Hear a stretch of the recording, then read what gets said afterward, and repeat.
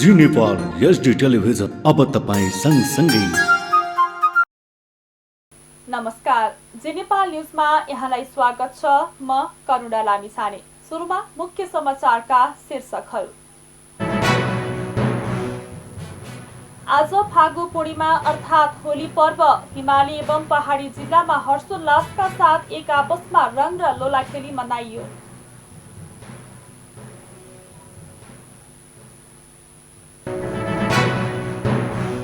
एमालेसँग निर्वाचनमा सहकारी नहुने माओवादी केन्द्रका अध्यक्ष प्रचण्डको भनाई। व्याख्यात्मक घोषणाबाट एमसीसी अनुमोदन भएपछि गठबन्धन थप बलियो बनेको दावी।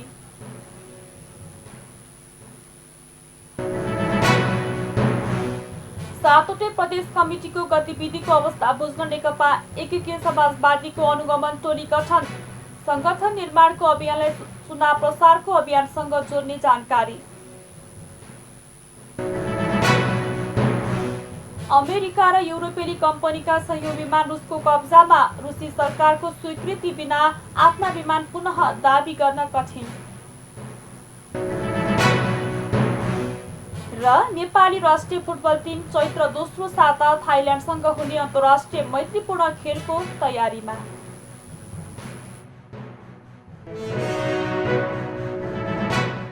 अब समाचार विस्तारमा। काठमाडौँ उपत्यका सहित देशका पहाडी तथा हिमाली भेगमा हर्षोल्लास सहित फागु पूर्णिमा अर्थात् होली पर्व मनाइएको छ। हरेक वर्ष चैत्र शुक्ल पूर्णिमाका दिन यो पर्व मनाउने गरिन्छ। यस दिनमा आफन्त तथा मनमिलेका साथीबीच प्राकृतिक रङ लगाएर यो पर्व मनाउने गरिन्छ। रङ घोलेको पानी छ्यापाछ्यापनी गर्ने गरिन्छ। विष्णु भक्त प्रहलादलाई मार्न विष्णुका विरोधी दुष्ट हिरण्यकश्यपुले होलिकाको काखमा राखेर आगोमा हुम्दा होलिका मरेकी, तर प्रहलाद जीवित रहेको पौराणिक कथन यो पर्वसँग जोडिएको छ। होली सुरु भएको संकेतका रूपमा एक साता अघि नै बसन्तपुर गद्दी बैठकको दक्षिण पटाङ्गिनीमा चिर ठडाइएको थियो। काठमाडौँको थलाक्सीका मानन्दर समूहले परम्परा अनुसार नागार्जुन वनबाट ल्याएको लिङ्गोमा रङ्गी बिरङ्गी ध्वजासहित चिर ठडाएका थिए। यो दिनबाटै फागु पर्वको उल्लास सुरु भएको मानिन्छ। तराई क्षेत्रमा भने होली पर्व शुक्रबार मनाइँदैछ। नेकपा माओवादी केन्द्रका अध्यक्ष पुष्पकमल दाहाल प्रचण्डले तत्काल एमालेसँग निर्वाचनमा सहकार्य नहुने स्पष्ट पार्नु भएको छ। प्रेस सेन्टर लुम्बिनीले बिहिबार बुटवलमा आयोजना गरेको पत्रकार सम्मेलनमा बोल्दै अध्यक्ष प्रचण्डले वर्तमान गठबन्धन निर्वाचनपछि सम्म नै कायम रहने बताउँदै एमालेसँग गठबन्धनको सम्भावना तत्काल नरहेको स्पष्ट पार्नु भएको हो। प्रचण्डले नेपाली कांग्रेसका केही नेताहरूले कुनै हालतमा तालमेल गरिँदैन बोल्न थालेको भन्दै नेपाली कांग्रेसको पनि भर पर्न नहुने समेत तर्क गर्नुभयो। पूर्व प्रधानमन्त्री समेत रहनुभएका अध्यक्ष प्रचण्डले निर्वाचन तोकिएकै समयमा हुने जिकिर गर्दै नेता कार्यकर्ताहरूलाई आफ्नै एजेन्डा बोकेर निर्वाचनको तयारीमा लाग्न आग्रह गर्नुभयो। चुनावको दिन भोट हाल्ने दिन पनि भनिराख्छन् मान्छेले, भोट हाल्ने दिन पनि हुन्छ कि हुन्न, भोट हाल्न पाइन्छ कि पाइँदैन भन्ने हुन्छ। नेपाली यस्तै हो भन्नु हो। त्यसकारण म एउटा कुरा के प्रश्न गर्न चाहन्छु भने चुनाव नहुने भन्ने कुरा चाहिँ कहीँ कतैबाट देखिएको छैन। तोकिएकै मितिमा निर्वाचन हुन्छ। त्यसकारण त्यसमा कुनै कन्फ्युजनमा नरहन म सबैलाई तपाईँ पत्रकार साथीहरू मार्फत विशेष रूपले आग्रह गर्न चाहन्छु। आफ्नै तागतमा आफ्नै एजेन्डाको बलमा जनताको मन जितेर चुनाव जित्ने कुरालाई पहिलो प्राथमिकता दिने। उहाँले एमसीसीका कारण गठबन्धनमा केही विचलन देखिए जस्तो देखिए पनि व्याख्यात्मक घोषणाबाट एमसीसी अनुमोदन भएपछि गठबन्धन थप बलियो बनेको दावी गर्नुभयो।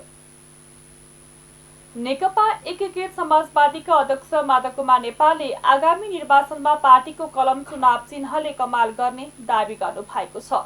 होलीको अवसरमा बिहिबार काठमाडौँमा आयोजित कार्यक्रममा अध्यक्ष नेपालले आगामी निर्वाचनमा कलम चुनाव चिन्हले कमाल गर्ने र पार्टीको समर्थक शक्ति चुनावको मैदानमा देखिने बताउनु भएको हो। उहाँले आफूहरूको खिसी टिउरी गर्नेको हकीकत आगामी चुनावमा देखिने समेत स्पष्ट पार्नुभयो। आगामी निर्वाचनमा फैसला गर्ने अधिकार जनतालाई दिएको भन्दै प्रतिगामी भूमिका खेल्नेहरू पराजित हुने उहाँले बताउनुभयो। अध्यक्ष नेपालले समाजवादको बाटोमा अघि बढ्न चाहेको भन्दै यसलाई अवरोध गर्न दक्षिणपन्थी विचलन देखा परेको बताउनुभयो। हाम्रो पार्टी नेपाल कम्युनिस्ट पार्टी एक समाजवादी जिसको उज्जवल भविष्य छ, जसको चुनाव चिन्ह कलम हो। वैशाख 30 गतेको चुनावको बेलामा कलमको कमाल देखिन सक्नुपर्दछ। सत्य र न्यायको प्रतीकको रूपमा रहेको त्यो कलमले अवश्य कमाल गर्नेछ भन्ने आशा गर्दै कलमको प्रचार अभियानमा गाउँ गाउँ, टोल टोल, बस्ती बस्तीमा हामी पुगौँ। जनताको माझमा पार्टीको प्रचार प्रसार गर्ने काममा, सङ्गठन बनाउने काममा, जनपरिचालन गर्ने काममा लागि परौँ भन्दै म सम्पूर्ण पार्टी कार्यकर्ताहरूलाई यस अवसरमा आह्वान गर्दै यो पार्टीको सामर्थ्य शक्ति चुनावको मैदानमा देखिनेछ। विगत 2 पटकको चुनावमा देखिएको छ। राष्ट्रिय सभाको पहिलो चुनावमा पनि देखाएका छौँ हामीले, राष्ट्रिय सभाको दोस्रो चुनावमा पनि देखाएका छौँ हामीले। अब स्थानीय तहको चुनावमा हाम्रो सामर्थ्य देखिनेछ र हाम्रो खिसिटिउरी गर्ने तत्त्वहरूको हरिबिजोग त्यही बेलामा थाहा हुनेछ। त्यस्ता घमण्डको पोको भएको रावणको नाश भए जस्तै, यस्तै होलिका दहन भए जस्तै त्यस्ताहरूको नाश दहन होस् भन्ने कुरा राख्दै सबैलाई शुभकामना दिँदै म आफ्नो भनाइ टुङ्ग्याउँछु। उहाँले जिम्मेवार भएर समाज रूपान्तरणको भूमिका खेल्न सञ्चार माध्यमलाई आग्रह गर्नुभयो। नेपाली कांग्रेसका प्रवक्ता डाक्टर प्रकाश शरण महतले आगामी निर्वाचन कम्युनिस्टले छरेको भ्रमलाई जनतामाझ उजागर गर्नुपर्ने बताउनु भएको छ। बिहिबार काठमाडौँमा आयोजित प्रशिक्षणका कार्यक्रममा महतले यसअघि कम्युनिस्ट सरकारले गरेको झुटो प्रचारलाई कांग्रेसले आगामी निर्वाचनमा जनतामाझ उजागर गर्नुपर्ने बताउनु भएको हो। महतले यसअघि कांग्रेसलाई पराजित गर्न कांग्रेसकै केही व्यक्तिहरू लागेको भन्दै अब कांग्रेसले आफ्नो पार्टीको नभई कम्युनिस्टको कुरा काट्नुपर्ने धारणा राख्नुभयो। त्यस्तै उहाँले एमसीसी मुलुकको हितमा नै रहेको तर केही दलले सत्ता सङ्घर्षको मोहरा बनाएको आरोप लगाउनुभयो। मुलुकको विकासका लागि एमसीसी जस्तो अन्य सहायता आवश्यक रहेको उहाँको भनाइ छ। स्पष्ट रूपमा जनताको बीचमा राखै गर्नुपर्छ। त्यति गरे पुग्छ। हामीले चाहिँ बढाइ चढाइ गर्नु पनि छैन, नभएको भन्नु पनि छैन, भएकै कुरा गरे हुन्छ, तर गर्न चाहिँ थाल्नु पर्यो काम। यो अनुदान सहयोग हो, फिर्ता गर्नु पर्दैन, यो ऋण हो। पहिलो कुरा, अचेल अनुदान धेरै देशले दिँदैन, एकदम थोरै दिन्छ। 2-4 अरब 5-7 अरबसम्म दिन्छ, सबैले ऋण मात्रै दिन्छ, अनुदान एकदम कम दिन्छ। यत्रो ठुलो अनुदान एक मुष्ट पहिलो पटक आयो। पहिलो कुरा त्यो। दोस्रो कुरो, विदेशी सहयोग बिना अझै पनि हाम्रो चाहिँ अर्थतन्त्र अगाडि बढ्न सक्दैन। अहिले जस्तो हाम्रो पुलिस, आर्मी, शिक्षक, सरकारी अस्पतालहरूको कर्मचारी र डाक्टर, नर्सेसहरूको तलब तिर्न पनि हाम्रो राजस्वले भ्याउँदैन। उहाँले जनतामाझ सहित सूचना र एजेन्डा स्थापित गर्न सके कांग्रेसको उत्कृष्ट जित निश्चित हुने उल्लेख गर्नुभयो। राप्रपा नेपालले चुनाव चिन्ह तिर पाएको छ। निर्वाचन आयोगले कमल थापा नेतृत्वको राप्रपा नेपाललाई चुनाव चिन्ह तिर प्रदान गरेको हो। राप्रपा नेपालले पुरानै चुनाव चिन्ह गाई पाउनुपर्ने दावी गर्दै आएकोमा आयोगले तिर चिन्ह दिएको हो। तिर चिन्ह प्रदान गर्ने आयोगको निर्णय विरुद्ध कानुनी प्रक्रियामा जाने विकल्प खुला राख्दै अहिलेलाई त्यसलाई स्वीकारिएको पार्टीले निकालेको विज्ञप्तिमा भनिएको छ। यस्तै राप्रपा नेपालले अर्को व्यवस्था नहुन्जेलसम्म तिर चुनाव चिन्हलाई पार्टी प्रचार प्रसार सामग्रीहरूमा प्रयोग गर्ने निर्णय गरेको छ। आगामी स्थानीय तहको निर्वाचनका लागि निर्वाचन आयोगले स्वीकृत गरेको निर्वाचन आचार संहिता बिहिबार राजपत्रमा प्रकाशित भएको छ। बिहिबार आयोगले गरेको नियमित पत्रकार सम्मेलनमा आयोगका प्रवक्ता शालिग्राम शर्मा पौडेलले स्थानीय तहको आउँदो निर्वाचनमा उम्मेद्वार बन्न चाहने बहालवाला जनप्रतिनिधिले राजीनामा दिनुपर्ने सहितको आचार संहिता प्रकाशित भएको जानकारी दिनुभयो। त्यस्तै उम्मेद्वार बन्न चाहने जनप्रतिनिधिको बेरोजु लगायत फर्स्युट हुनुपर्ने उहाँले बताउनुभयो। स्थानीय तहका जनप्रतिनिधिले राजीनामा दिएमा सो स्थानमा अन्यले जिम्मेवारी सम्हाल्ने व्यवस्था गरिएको पनि पौडेलले बताउनुभयो। उहाँले आयोगले तोकेको मितिदेखि उक्त आचार संहिता लागू हुने जानकारी दिनुभयो। त्यस्तै आयोगले निर्वाचन प्रयोजनका लागि दर्ता भएका दलका उम्मेद्वारलाई सोही दलको निर्वाचन चिन्ह दिन उपयुक्त निर्णय गर्ने सम्बन्धमा राष्ट्रिय मान्यता प्राप्त बाहेकका 73 दललाई जिल्ला स्तरको संगठन संरचनाको विवरण चैत्र 6 गतेभित्र पेश गर्न पनि पत्राचार गरेको छ। त्यस्तै आगामी निर्वाचनका लागि काममा खटिने जनशक्तिको प्रति व्यक्ति 20 लाख रुपैयाँको सामूहिक दुर्घटना बिमा गर्ने बिमा संस्थानसँग सम्झौता गरिएको प्रवक्ता पौडेलले बताउनुभयो। सम्बत 2079 साल वैशाख 30 गते सम्पन्न हुने स्थानीय तहको निर्वाचनका लागि मिति 78/11/30 गते उपरान्त आयोगले निम्न बमोजिमका निर्णयहरू गरी कार्यान्वयन प्रक्रिया अगाडि बढाएको छ। आगामी स्थानीय तह निर्वाचन स्वच्छ, निष्पक्ष, स्वतन्त्र, विश्वसनीय र मितव्ययी रूपमा सञ्चालन गर्ने सन्दर्भमा प्रचलित कानुन बमोजिम निर्वाचन प्रयोजनको लागि दर्ता भएका दलको उम्मेद्वारलाई सोही दलको निर्वाचन चिन्ह दिन उपयुक्त निर्णय गर्ने सम्बन्धमा निर्वाचनमा भाग लिन आयोगमा दर्ता भएका राष्ट्रिय मान्यता प्राप्त बाहेकका 73 राजनीतिक दललाई राजनीतिक दल सम्बन्धी ऐन 2073 को दफा 57 बमोजिम जिल्ला स्तरको संगठन संरचना जिल्ला समितिको विवरण 78 चैत्र 6 गतेभित्र पेश गर्न पत्राचार गरिएको छ। 2. आयोगबाट स्वीकृत भएको निर्वाचन आचार संहिता 2078 आज मिति 78 चैत्र 3 गते नेपाल राजपत्रमा प्रकाशन भइसकेको छ। आगामी स्थानीय तह निर्वाचन 2079 का लागि आयोगले तोकेको मितिदेखि उक्त आचार संहिता लागू हुनेछ।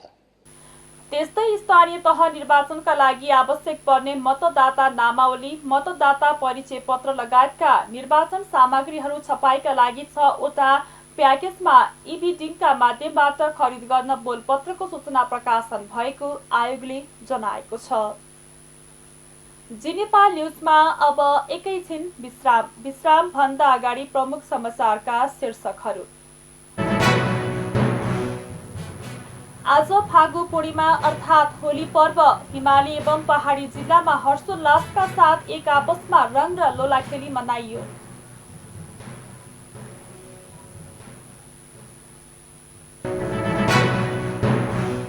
एमालेसँग निर्वाचनमा सहकारी नहुने माओवादी केन्द्रका अध्यक्ष प्रचण्डको भनाई। व्याख्यात्मक घोषणाबाट एमसीसी अनुमोदन भएपछि गठबन्धन थप बलियो बनेको दावी।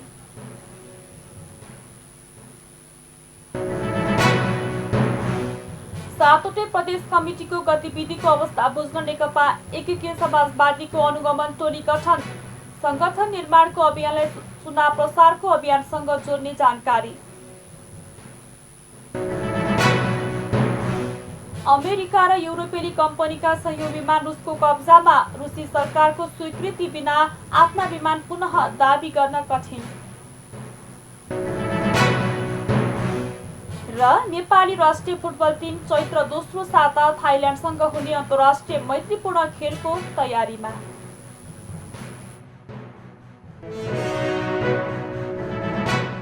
विश्राम पश्चात अब बाँकी समाचार।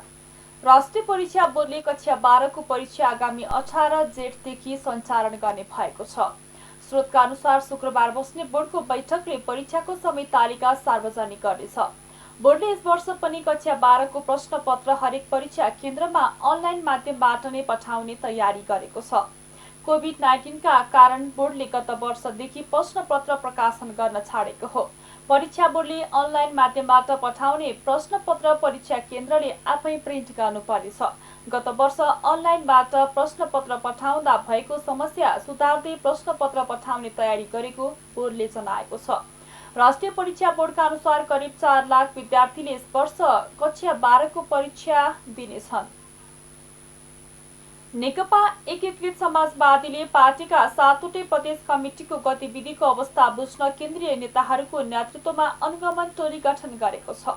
बिहिबार काठमाडौँमा बसेको समाजवादीको सचिवालय बैठकले पार्टीको गतिविधिलाई प्रभावकारी बनाउनका लागि 7वटै प्रदेश कमिटीको गतिविधिको अनुगमन गर्ने निर्णय गर्दै अनुगमनका लागि केन्द्रीय नेताहरूको नेतृत्वमा टोली गठन गरेको हो। जस अनुसार प्रदेश 1 मा उपाध्यक्ष प्रवेश हमाल, मध्य प्रदेशमा उपमहासचिव जगन्नाथ खतिवडा, बागमती प्रदेशमा उपमहासचिव गंगालाल तुलाधर, गण्डकी प्रदेशमा उपाध्यक्ष जयन्ती राई, लुम्बिनी प्रदेशमा उपमहासचिव विजय पौडेल, कर्णाली प्रदेशमा महासचिव बेदुराम भूषाल र सुदूरपश्चिम प्रदेशमा सचिवालय सदस्य रामचन्द्र झाको नेतृत्वमा अनुगमन टोली बनाइएको हो। बैठकले स्थानीय तह निर्वाचनको नारा जनतामा जाउँ, एकीकृत समाजवादीलाई जिताउँ भन्ने तय गरेको उपमहासचिव जगन्नाथ खतिवडाले जानकारी दिनुभयो।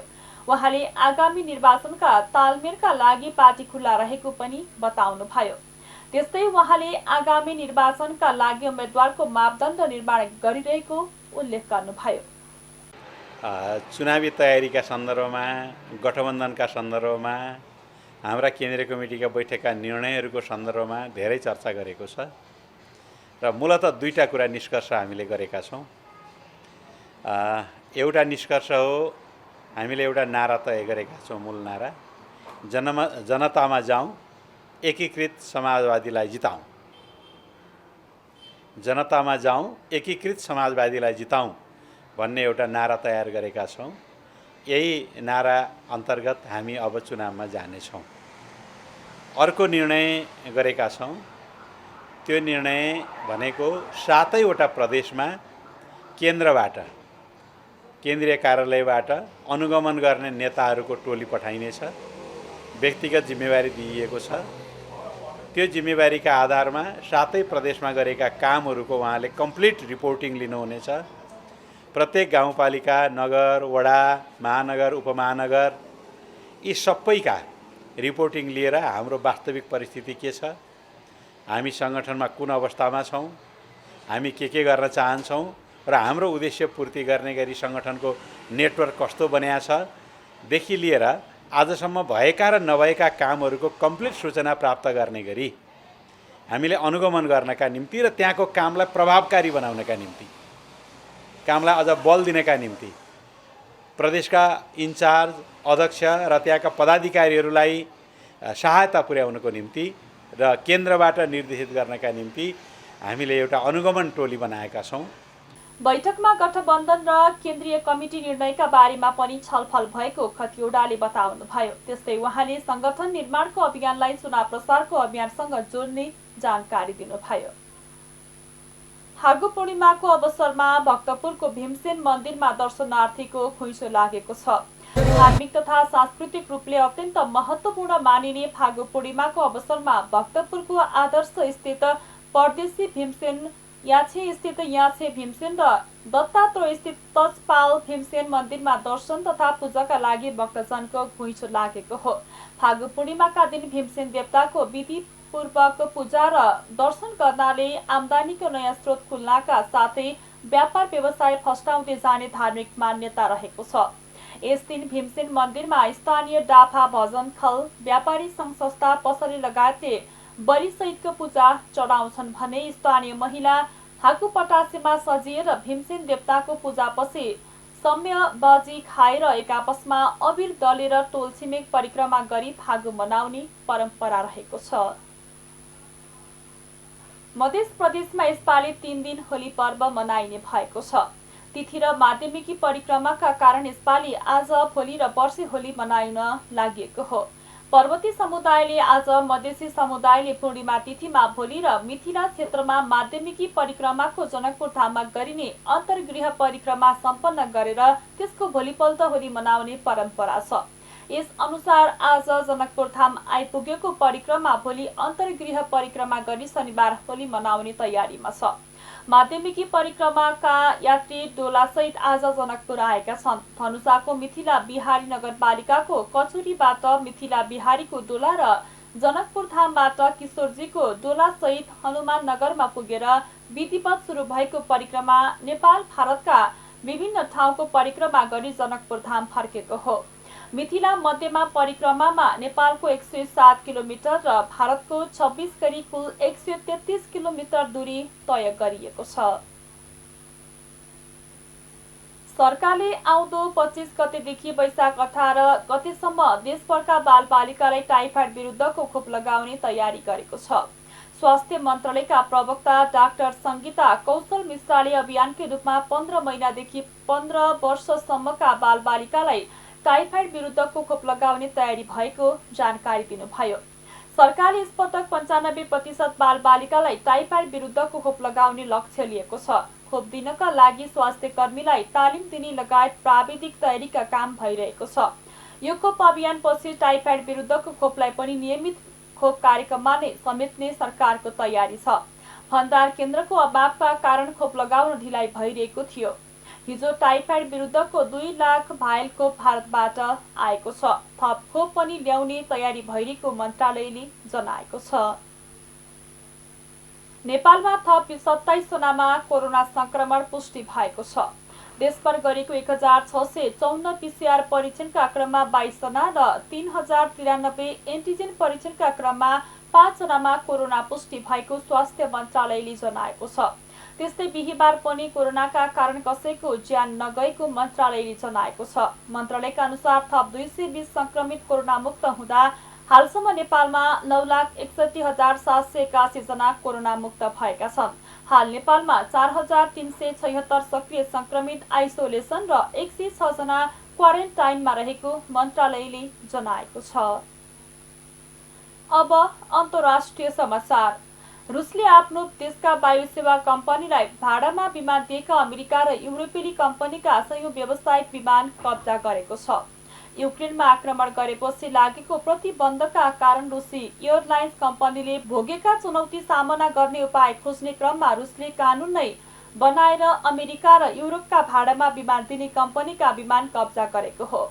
रुसी राष्ट्रपति भ्लादिमिर पुटिनले सरकारको प्रतिबन्ध विरोधी उपाय सम्बन्धी कानूनमा हस्ताक्षर गरेका छन्। यो कानून अनुसार अब रुसी एयरलाइन्स कम्पनीले विदेशी कम्पनीबाट भाडामा लिएका विमान रुसमा दर्ता गर्न अनुमति दिएको छ। ती विमान रुसी एयरलाइन्सले आन्तरिक रूपमा उडाउन पाउनेछन्। अमेरिका र युरोपका केही देशले रुसमाथि प्रतिबन्ध लगाएका छन्, जुन प्रतिबन्ध अनुसार रुसी वायुसेवा कम्पनीलाई भाडामा विमान दिने अमेरिका र युरोपेली कम्पनीले 1 महिना भित्रमा फिर्ता गर्नुपर्नेछ। तर रुसले बनाएको नयाँ कानून अनुसार अब विदेशी कम्पनीहरूलाई रुसी सरकारको स्वीकृति बिना आफ्ना विमान पुनः दाबी गर्न कठिन भएको छ। अब खेल समाचार। नेपाली राष्ट्रिय फुटबल टिम चैत्र दोस्रो साता थाइल्याण्डसँग हुने अन्तर्राष्ट्रिय मैत्रीपूर्ण खेलको तयारीमा जुटेको छ। थाइल्याण्डको राष्ट्रिय टिम र एक क्लबसँग हुने मैत्रीपूर्ण खेलका लागि नेपाली टिम बन्द प्रशिक्षणमा रहेर अभ्यासलाई तीव्रता दिएको हो। चैत्र 10 र चैत्र 13 गते हुने 2 मैत्रीपूर्ण खेलका मुख्य प्रशिक्षक अब्दुल्लाह अल मुताइरीले 25 खेलाडीलाई बन्द प्रशिक्षणमा बोलाएका छन्। फिफा वरियतामा नेपाल 167औं स्थानमा छ भने थाइल्याण्ड 112औं स्थानमा छ। मैत्रीपूर्ण खेल एएफसी एसियन कप छनौट तयारीका लागि पनि महत्त्वपूर्ण हुने प्रशिक्षक अब्दुल्लाह अल मुताइरीले बताएका छन्। उनले एसियन कप छनौट अगाडि नेपालको खेलको अवस्थाको पनि मूल्याङ्कन हुने बताएका छन्। थाइल्याण्ड बलियो टिम भए पनि मैत्रीपूर्ण खेलमा नेपालले जित हासिल गर्ने गरी नै तयारी भइरहेको उनको भनाइ छ। Important, it's only to check our level, and this is the last chance before Asia Cup qualifiers. So I think we need to focus on this friendly to know our level and what happens after Mauritius. If the players now thinking they are the best team in the world, sure we will take slaps on our head from Thailand and the other teams in the qualifiers. So we must know what is our level. We are in the beginning. We need time to work more. Thailand is a strong team. I think they have a good group in the qualifier. They will play with Uzbekistan and Maldives and Sri Lanka. So they choose us because we are from the South Asia region. Nepali FC Asian cup चीन 2023 को तेस्रो चरणको छनौटको तयारीका लागि Thailand भ्रमण गर्न लागेको हो। छनौटमा नेपाल कठिन समूहमा छ। समूह ए मा नेपाल सहित जोर्डन, कुवेत र इन्डोनेसिया रहेका छन्। खेल समाचार सँगै हामी जी नेपाल न्यूजको अन्त्यमा आइसकेका छौं। जाँदा जाँदै मुख्य खबरका शीर्षकहरू पुनः एकपटक। आज फागु पूर्णिमा अर्थात् होली पर्व हिमाली एवं पहाडी जिल्लामा हर्षोल्लासका साथ एक आपसमा रंग र लोला खेली मनाइयो।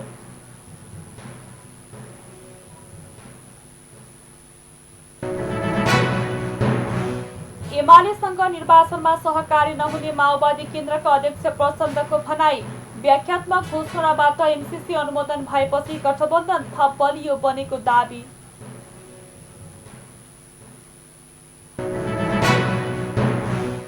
सातवटै प्रदेश कमिटीको गतिविधिको अवस्था बुझ्न नेकपा एकीकृत समाजवादीको अनुगमन टोली गठन।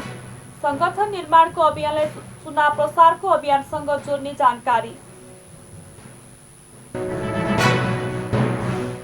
अमेरिका र युरोपेली कम्पनीका सहयोगी विमान रुसको कब्जामा। रुसी सरकारको स्वीकृति बिना आफ्ना विमान पुनः दाबी गर्न कठिन।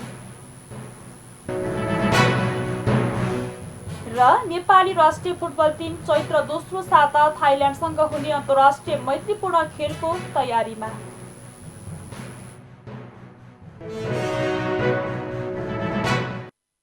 हौस् त अहिलेको लागि जी नेपाल एचडी न्युज यति नै। ताजा समाचार र मनोरञ्जनका लागि जी नेपाल एचडी टेलिभिजन हेर्दै रहनुहोला। नमस्कार।